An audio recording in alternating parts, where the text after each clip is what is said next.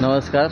मी प्रभाग क्रमांक 19 मधला काँग्रेसचा उमेदवार आहे. विराज विवेककुमार पाटील शिरोळकर माझं नाव आहे. प्रभाग 19च्या सर्वांगीण विकासासाठी काँग्रेसचे उमेदवार विराज पाटील यांचे आवाहन, आपल्या हक्काचा माणूस म्हणून फक्त एक संधी द्या.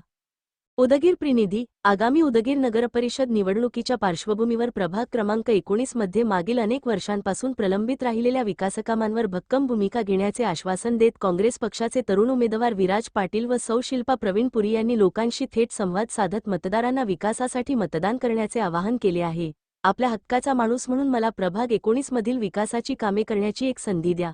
आम्ही त्या संधीचे सोने करून दाखवू, असा विश्वास त्यांनी नागरिकांना दिला. प्रभाग 19 मध्ये पिण्याच्या पाण्याचा तुटवडा, तुंबलेली गटारे, अस्वच्छता, रस्त्यांवरील खड्डे आणि नगरपरिषदेकडून मिळणाऱ्या सुविधांची कमतरता यामुळे नागरिक दीर्घकाळ त्रस्त आहेत.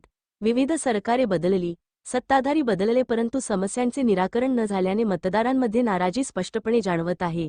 या सर्व मूलभूत समस्यांचे तात्काळ व कायमस्वरूपी निराकरण करून प्रभागाचा चेहरा बदलण्याचा निर्धार उमेदवारांनी व्यक्त केला आहे. ना जात पे, ना बात पे, सिर्फ काम पे या घोषणेद्वारे विराज पाटील यांनी स्पष्ट केले की ते भेदभाव, जातीयवाद किंवा गुंडागर्दीच्या राजकारणावर विश्वास ठेवत नाहीत. त्यांनी सांगितले की आम्ही तुमच्या घरातील मुलगा मुलगी म्हणून जबाबदारी स्वीकारू.